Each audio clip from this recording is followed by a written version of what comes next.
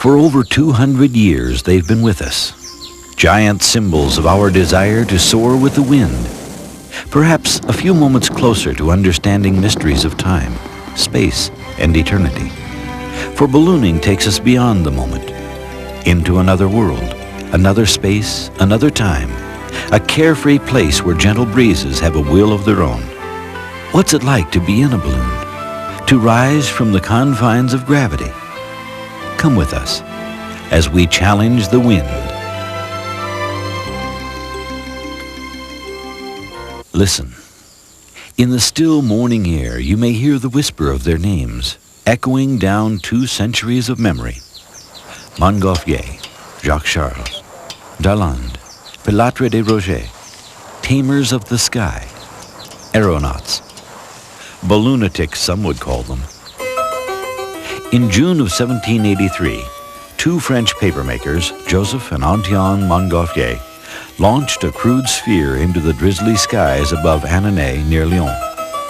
Fashioned out of linen and paper, held together with buttons, the sphere rose quickly to a height of several thousand feet, drifted for about 10 minutes, and fluttered to earth in a vineyard. The earliest successful flight of a hot air balloon. Ironically, the brothers believed it was the smoke from burning damp straw that gave the balloon its lift, rather than the heated air itself. Later that summer, physician Jacques-Alexandre Charles, with the help of 2 mechanics, Jean and Nicolas Robert, tried a similar experiment in Paris. Instead of smoke, they filled their small balloon with a light gas that had only recently been given a name, hydrogen. The crowd in the Champ de Mars cheered heartily as the globe lifted off and disappeared into the clouds. But when it came to Earth some 12 miles away, near a little town of Gonesse, bouncing and writhing, gas hissing from its neck with a sulphurous smell, the villagers took it for a monster from hell, called in the local curé to exorcise it, and attacked it furiously until they were sure it was quite dead. September 1783. In a courtyard at Versailles, the royal family joined a large throng to watch the first passengers ascend in a Montgolfier balloon. Jean-François Pilatre de Roger, a professor of physics at Reims, had hoped to be aboard, but King Louis decreed it unsafe. So Monsieur Pilatre found 3 acceptable substitutes, a sheep, a rooster, and a duck. When the balloon landed roughly in the forest of Vaucresson, only a few miles away, the rooster's neck was broken, but witnesses were soon brought forth to swear it had been kicked by the sheep. The surviving aeronauts found places of honor in Marie Antoinette's private zoo. Through the intercession of François Laurent, Marquis d'Arlandes, the King of France relented. At 1:54 p.m. on the 21st of November, 1783, Darland and Pilatre de Roger lifted gently from the garden of the Château de la Mouette in a majestic balloon adorned with the royal monogram. To the spectators below, among them the American statesman Benjamin Franklin, they doffed their hats and bowed. Within minutes, they were soaring 3,000 feet above the outskirts of Paris. The skies had at last been conquered. With the advent of flight, balloon mania swept over Europe and across the seas like nothing that had come before. The balloon look was soon all the rage in fashionable circles, to the delight of amused caricaturists. We've come a long way, both in knowledge and design.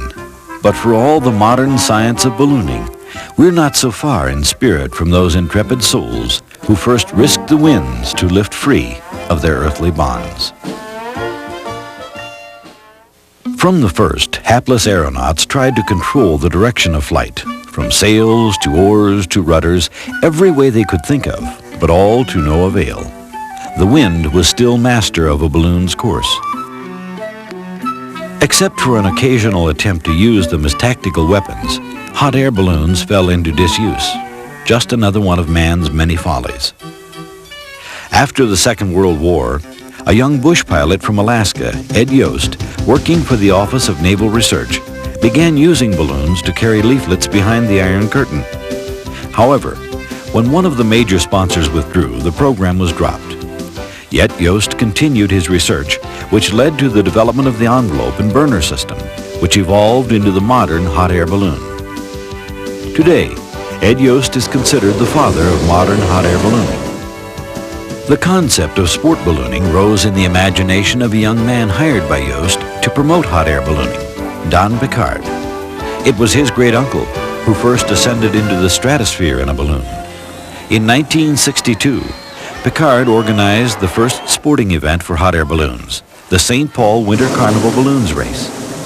The following year, he added the Hot Air Balloon Championship, reputed to be the first such event ever to be held for either hot air or gas balloons. In the same year, Picard and Yost became the first to cross the English Channel in a hot air balloon. The resulting publicity fanned the flames of desire, and once again, aeronauts began to challenge the wind.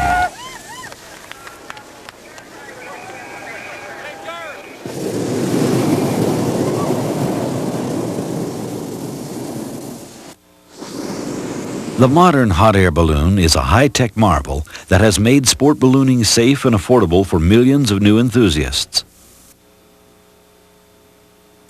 The ancient fire pot has been replaced by powerful, efficient propane burners made of stainless alloys, capable of delivering thousands of BTUs of heat at a moment's touch. The development of lightweight, durable synthetic fabrics able to withstand the stresses of heat and sunlight has forever changed the look of ballooning, making possible an infinite variety of colors and shapes.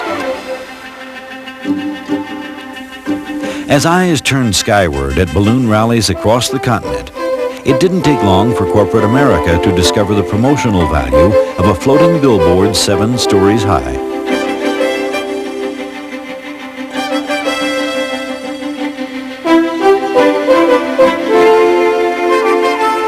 Today, a growing number of companies employ customized balloons with professional pilots and crews. One national real estate firm has even adopted the hot air balloon as its corporate logo and maintains the largest commercial balloon fleet in the world.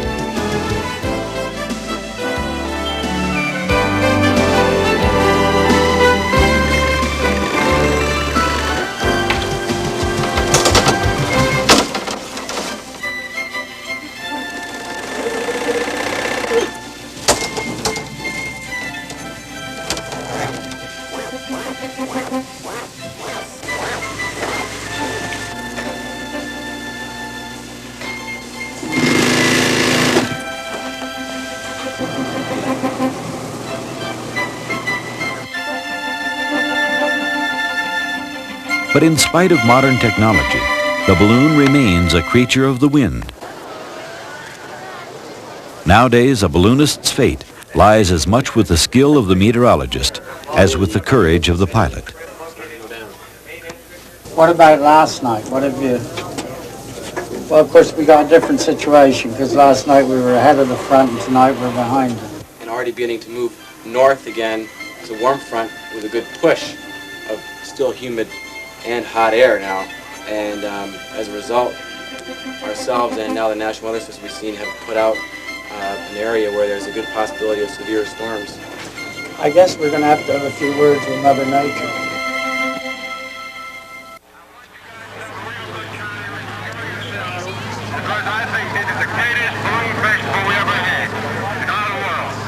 Today, balloon rallies and festivals all over North America attract hundreds of participants and thousands of spectators from around the world. The fashion nowadays, and quite the latest craze, among the smartest people is ballooning. The mic has lost Hidden by colorful garb, gentle giants rise from the ground like genies from a lamp. Ballooning. How glorious it must be through the skies to sail all day, and very soon each young man to his lady love will say. Onlookers gaze in awe, hoping their cameras will capture the moment. For a sail with me up in my bonny balloon. Come, little girl, for a sail with me. Round and round the moon. No one to see us just behind a cloud. Oh, what a place to swoon. Up in the sky, ever so high, sailing in my balloon.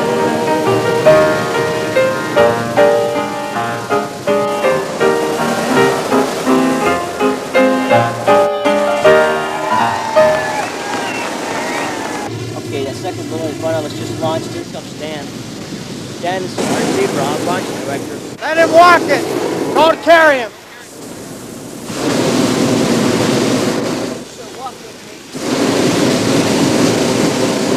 Thank you, Dan. Thank you all. Tanks off, please. Thanks again, Dan. See y'all later. Thank you.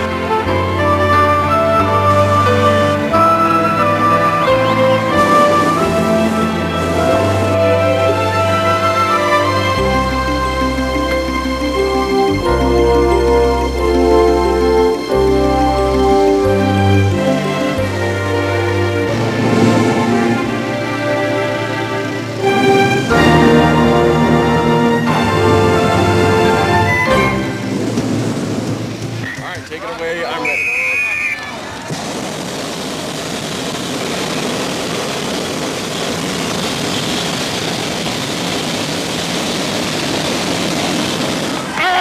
Nice job, crew! All right! Nice,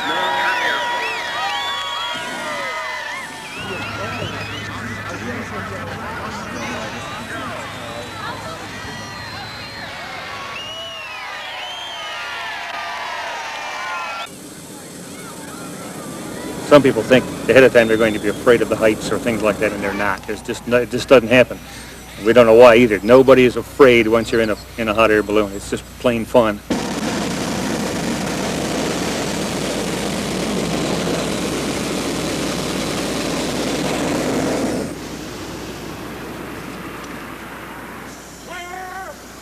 And my first reaction is, I'm in a giant benevolent dragon, and it's going to carry me across the sky on its fire-breathing flames. There's no place in the world I'd rather be than that balloon. Although hot air balloons can often be seen drifting in air currents anywhere there is space to inflate and land, nowhere is ballooning more magnificent than in the Rockies, where snow-capped mountains provide a spectacular setting. From Albuquerque to Aspen, from Telluride to Steamboat Springs, no matter the season, brilliantly colored buoyant balloons can be seen nestled among the soaring peaks.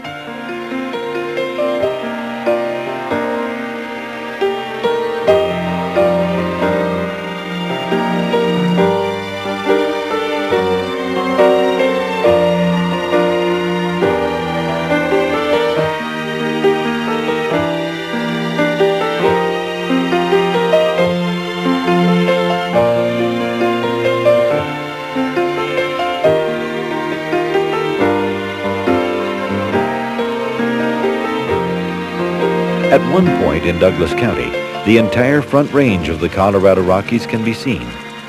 Over 100 miles from Long's Peak in the north to Pikes Peak in the south. What better setting for the first REMAX Balloon Festival?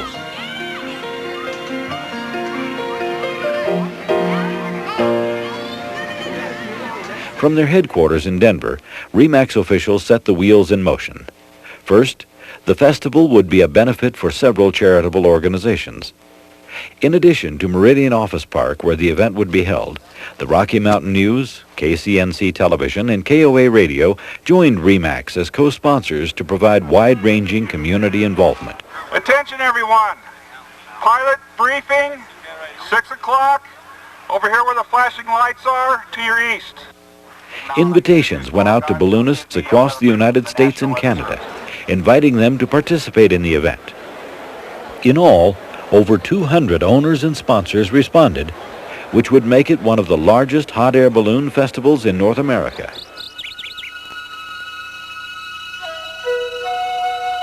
On August 11, 1989, it all came to be as thousands of spectators arrived to watch multicolored creatures of every size and shape take to the skies. The crowds cheered as balloon after balloon lifted into the morning air, floated eastward across rolling plains powered only by light morning winds. An international balloon festival in the Colorado Rockies was now a reality.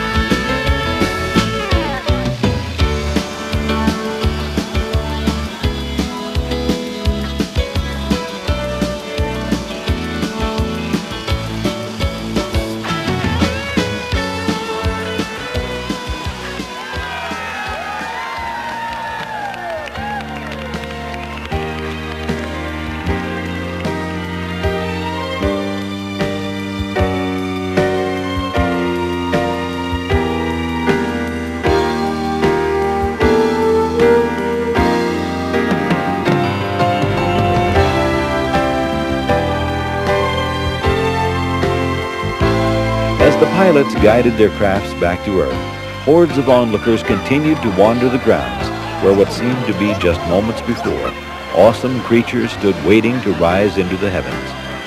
When it was over, mothers and fathers took wide-eyed children home to rest and dream of what would be at balloon festivals yet to come. The fashion nowadays. As fascinating as hot air balloons are to watch, it is still the thrill of riding in the basket that holds the greatest sensation. The bike has lost its spell, the motor car as well. The up-to-date sensation is ballooning. How glorious it must be through the skies to sail all day. And very soon each young man to his lady love will say, come little girl for a sail with me up in my bonny balloon. Come little girl for a sail with me round and round the moon. No one to see us behind a cloud. Oh, what a place to spoon up in the sky, ever so high, sailing in my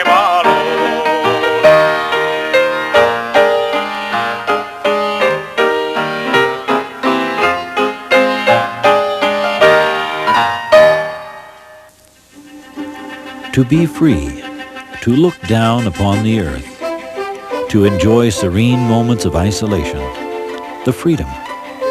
Ballooning. Share the moment with us.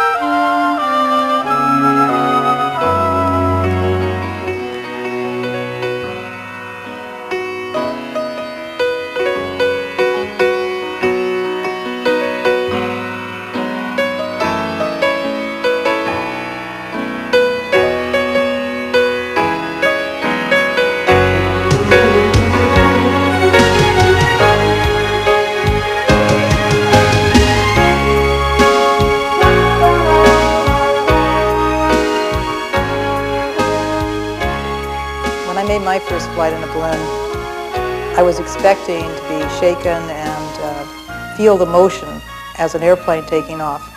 What I experienced instead was the sensation that I was standing on a platform and the earth sort of fell away, and it displayed itself just for me in a grand vista that was not to be believed. It's far in excess of thrilling or merely exciting. And when I'm in a balloon, I am part of a completely different and wonderful world.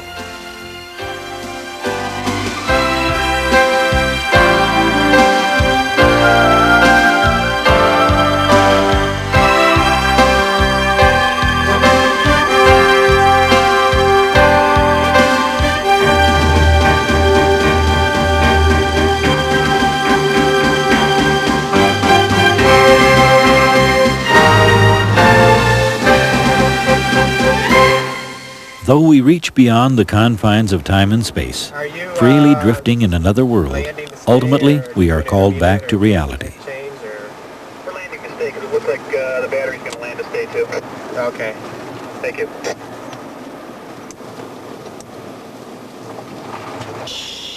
You take the road that you're to your left, go to your left, take that road, get you to a service road. It should get down to the field that I want to get in. It is so calm, it's going to be great. I'm going to stay off the radio now.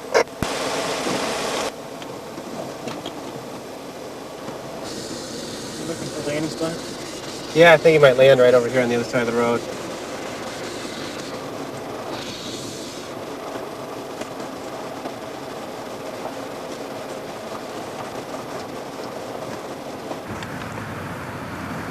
Okay, sports fans.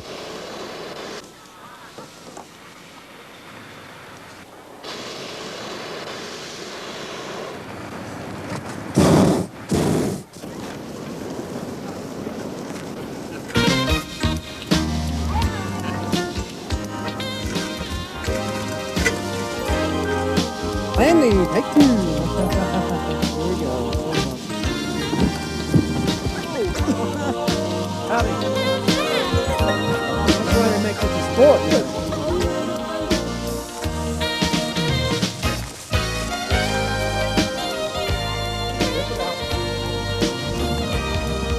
Impact. That's it. Excellent.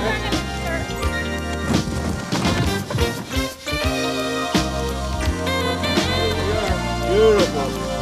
All right, through. Okay, let's turn the basket a little bit around. Like this. Like this. And that way we can get the scoop faced a little more into the wind. All right. That's a little better. I got about 4 or 5 miles out, and there was a place to land, and so I had 2 people with me, and I said, well, let's sit down there. There's a road coming in, and it was obvious we could get the truck to the balloon, which is kind of important when you're all done, so they can haul you back. And so we sat down, and we got on the ground, and we looked up, and here were these people standing there on the hill looking at us, waving, very friendly and all. They were without clothes. They were nude. And it turned out that it landed at a nude resort. Now, turn loose. Turn loose, Doug. There you go.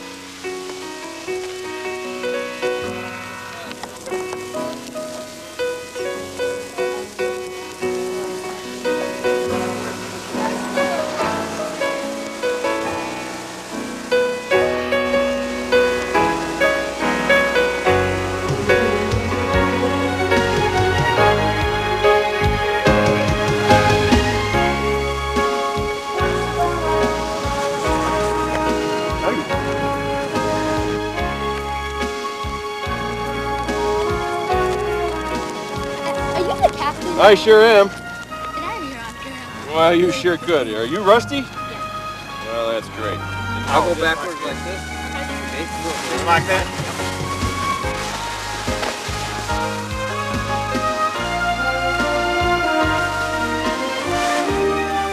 Okay, time out.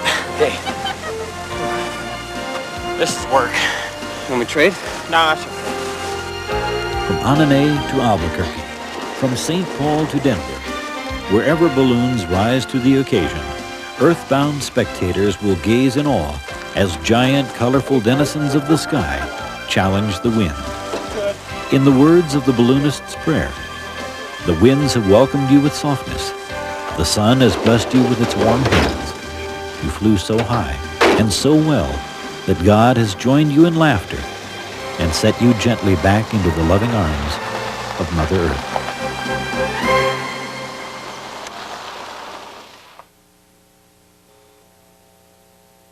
Challenge the Wind was produced by a grant from RE/MAX International.